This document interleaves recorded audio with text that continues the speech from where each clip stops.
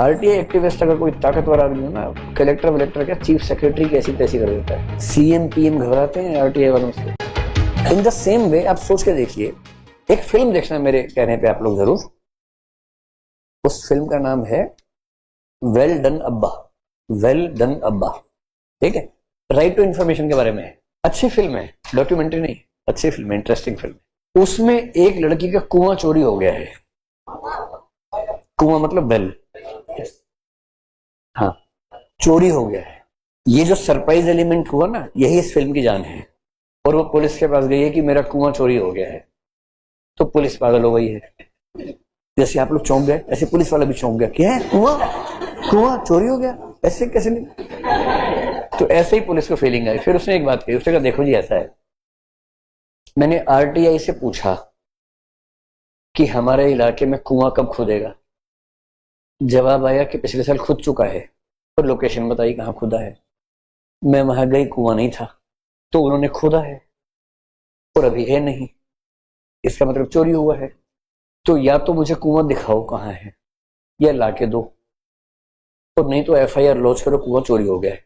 अब पुलिस ने फोन किया पीडब्ल्यूडी को कि भैया एफआईआर हो रही है, तुम सबकी नौकरी गई। फिर उन सब ने पता नहीं क्या क्या तिकड़म करके रातों रात कुआं खुदवाया, और फिर सुबह उसको जाके बोले अरे वापस आ गया कुआं।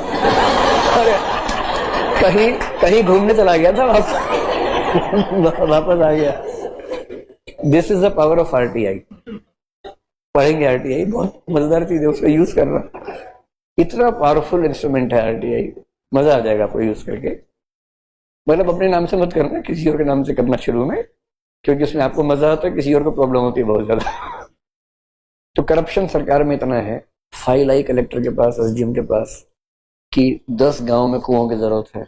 साइन हो गया, टेंडर निकला, ठेकेदार आ गया, सब कुछ हो गया। इसमें 60-40 नहीं होता, इसमें 100-0 होता है। कुआं खोदना ही नहीं, कुआं खोदा ही नहीं एक बार। और कहीं कहीं क्या होता है कि इधर तालाब खोदना है और दूसरी जगह मिट्टी की जरूरत है, तो एक जगह लिखा तालाब खोद रहे हैं, एक जगह मिट्टी भेजनी है। जो तालाब खुदा ही नहीं, उसकी मिट्टी उठा के वहां भिजवा भी दी है। ना तालाब खुदा, ना मिट्टी आई, 2 टेंडर पास। अगले साल फिर फाइल बनती है कि बरसात का पानी आने से जो मिट्टी हटवाई थी, फिर मिट्टी जम गई तालाब में, तालाब को फिर खोदना होगा। पेरेनियल सोर्स ऑफ इनकम होता है तालाब, हर साल खुदता है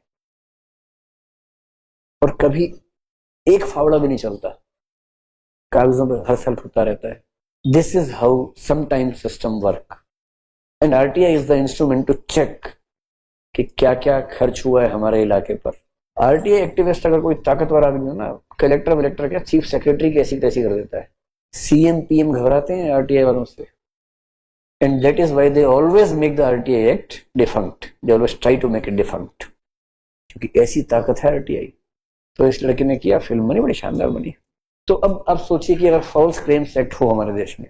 अच्छा, हमारे देश में क्या बेरोजगार लोग बहुत ज्यादा है, और बेरोजगार भी ऐसे ऐसे बहुत माहौल बनाते हैं, उनमें से कुछ लोग खाली है, उनको पता लग जैसा एक्ट है, सुबह सुबह दूरबीन लेके निकलेंगे हर जगह।